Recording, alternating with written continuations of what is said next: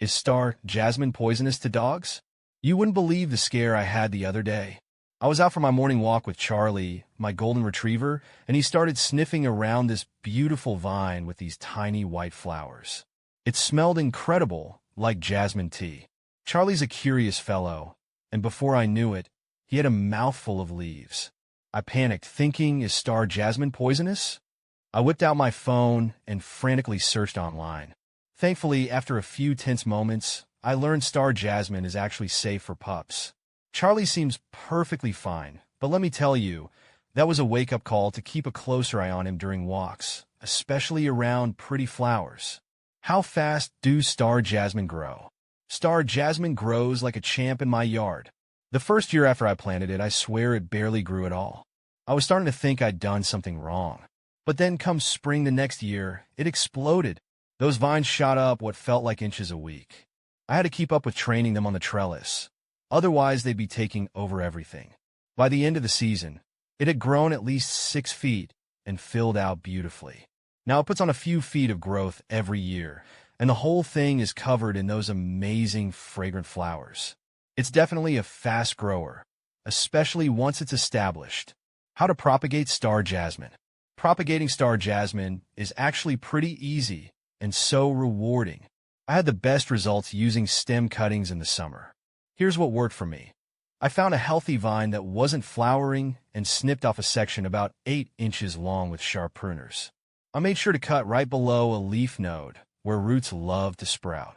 Then I stripped off the lower leaves to expose a couple of nodes on the stem. Some people use rooting hormone, but I skipped that step this time. I planted the cutting in a pot filled with a mix of potting soil and perlite for good drainage. I kept the soil moist but not soggy, and covered the pot with a clear plastic bag to create a mini greenhouse. Every few days, I'd peek in and mist the cutting to keep it hydrated. It took a few weeks, but before I knew it, tiny roots started appearing.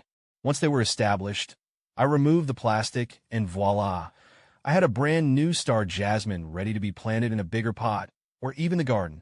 When does star jasmine bloom? Star jasmine blooms are the sweetest part of spring in my yard. You can practically set your watch by them. Every year, around late April or early May, my star jasmine vine starts putting out these tiny little buds. Then, all of a sudden, it seems like overnight the whole thing explodes in a cascade of fragrant white flowers. They're these little pinwheel shapes and smell incredible, like walking through a jasmine tea plantation. The blooms last for a good few weeks, well into early summer, filling the whole porch with their perfume. It's honestly intoxicating. How to plant star jasmine. Planting star jasmine was a breeze. Here's what I did.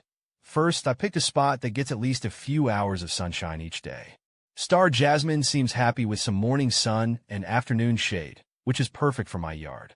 Then I dug a hole a little bigger than the pot the jasmine came in. The soil in my yard is decent, but I mixed in some compost for extra drainage and nutrients. I planted the jasmine at the same depth it was in the pot, patted down the soil gently, and gave it a good watering. The most important part, I learned, is to give it something to climb on. I built a trellis next to the planting hole and gently weave some of the longer vines onto it to give them a head start. Star jasmine is a self-clinger, but a little guidance goes a long way, especially at first. After that, it was just a matter of keeping the soil moist, especially during the first few weeks, and letting it do its thing. Now it's happily climbing its way up the trellis, and I can't wait for it to bloom. Is star jasmine evergreen? In my experience, star jasmine is definitely an evergreen. That's one of the things I love most about it. Winters can get a little chilly, but my star jasmine vine has held up beautifully year after year. The leaves stay a lovely, glossy green all through the winter, even if they look a bit duller during the coldest months. Come spring, they perk right back up, and the vine is just as lush and green as ever. It's such a relief not to have to worry about dead leaves or a bare vine in the winter.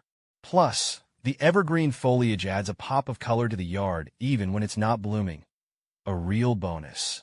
I know in some colder climates, star jasmine might lose its leaves, but here it's a true evergreen champion. Is star jasmine invasive? That's a tricky one.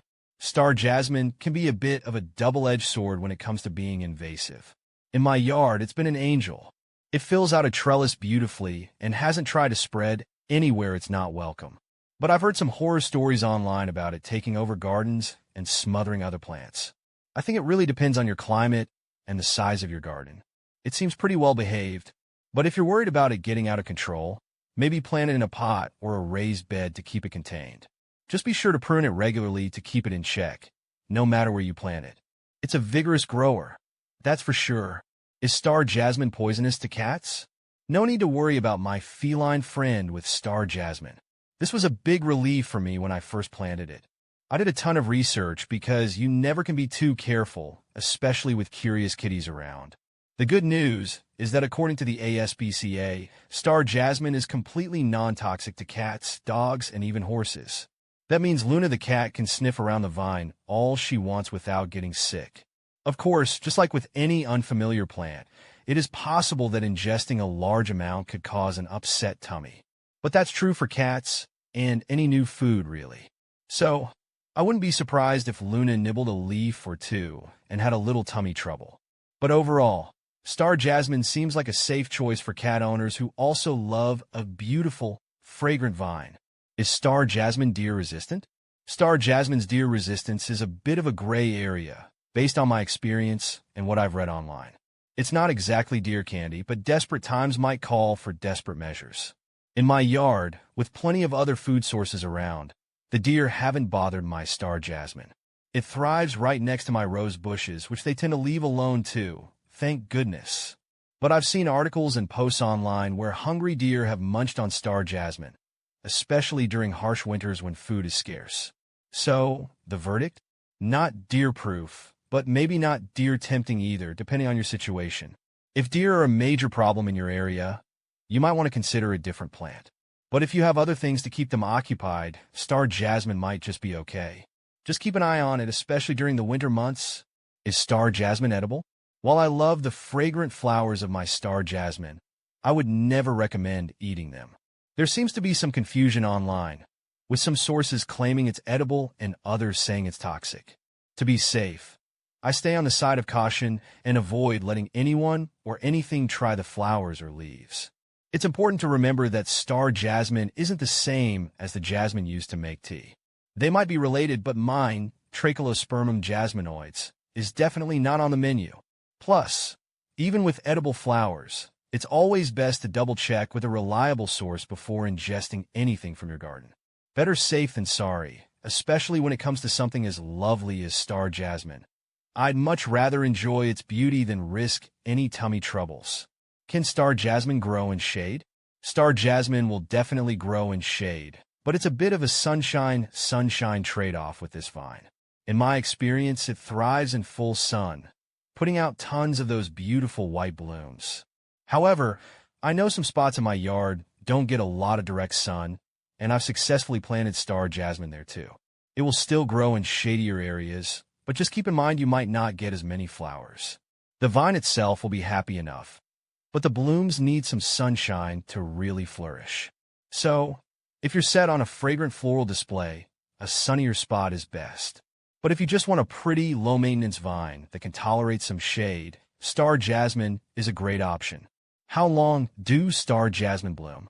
My star jasmine puts on a fantastic blooming show, but it's not an all-summer affair. Here's what I've observed in my yard. The blooms typically start appearing in late spring, around late April or early May. It's like a magic trick. The vine will be covered in tiny buds, and then seemingly overnight, they all burst open into these gorgeous white flowers.